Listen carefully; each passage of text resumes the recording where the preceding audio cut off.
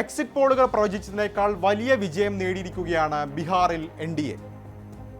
വിജയത്തിന് പല ഘടകങ്ങളുണ്ടെന്നതിൽ സംശയമില്ല.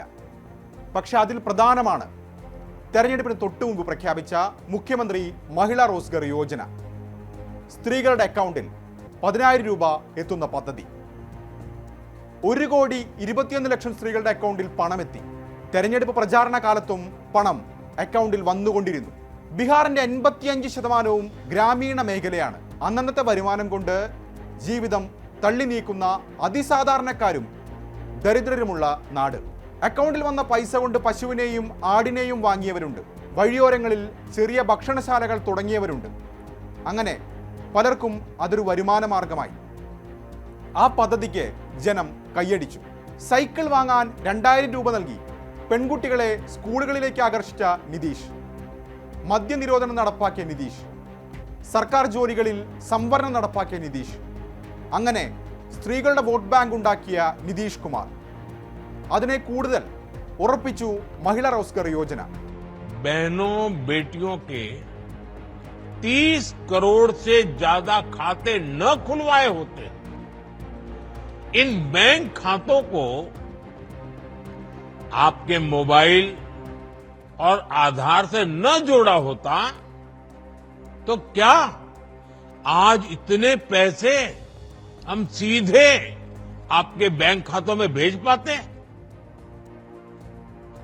ये हो ही नहीं सकता था। और पहले तो एक प्रधानमंत्री कह चुके थे, ये जो आजकल लूट की चर्चा चल रही है ना, पहले एक प्रधानमंत्री ने कहा था, तब तो चारों तरफ उन्हीं का राज चलता था, पंचायत से पार्लियामेंट तक उनका राज था। और वो कहते थे कि दिल्ली से 1 रुपया भेजते हैं तो सिर्फ 15 पैसा पहुंचता है, 85 पैसे कोई पंजा मार लेता था। आज जो पैसे भेजे जा रहे हैं ना, पूरे 10,000 रुपये आपके खाते में जमा होंगे, 1 रुपया कोई मार नहीं सकता है. ബീഹാറിൽ മാത്രമല്ല, 2023 മധ്യപ്രദേശിലും 2024 മഹാരാഷ്ട്രയിലും BJP ജയിച്ചത് ഇതുപോലെ സ്ത്രീ വോട്ടുകൾ ഒപ്പം നിർത്തിയാണ്. 2023 ഭരണവിരുദ്ധ വികാരം തിരിച്ചടിയാകുമോ എന്ന് വിലയിരുത്തപ്പെട്ട തെരഞ്ഞെടുപ്പിലാണ് BJP റെക്കോർഡ് വിജയം നേടിയത്.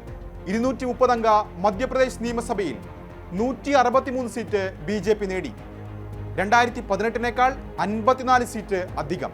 ആ തെരഞ്ഞെടുപ്പിന് തൊട്ടു മുമ്പാണ് ശിവരാജ് സിംഗ് ചൗഹാൻ സർക്കാർ ലാഡ്ലി ബഹന യോജന പ്രഖ്യാപിച്ചത്. 21-നും 60-നും ഇടയിലുള്ള പ്രതിവർഷം 2.5 ലക്ഷം വാർഷിക വരുമാനത്തിൽ താഴെയുള്ള സ്ത്രീകൾക്ക് മാസം തോറും 1000 രൂപ അക്കൗണ്ടിലെത്തുന്ന പദ്ധതി. 1.25 കോടിയാണ് ഗുണഭോക്താക്കൾ. അത് പിന്നീട് 1,250 രൂപയാക്കി. കഴിഞ്ഞ ആഴ്ച 1,500 ആക്കി വർദ്ധിപ്പിച്ചു.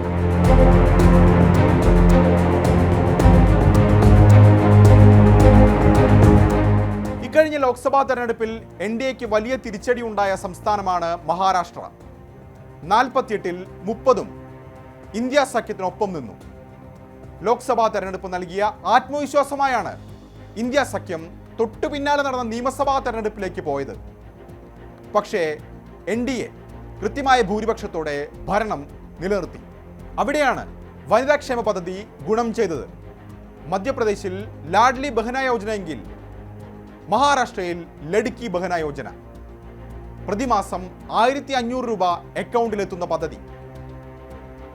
2.5 കോടിയിലധികം സ്ത്രീകളായിരുന്നു ഗുണഭോക്താക്കൾ.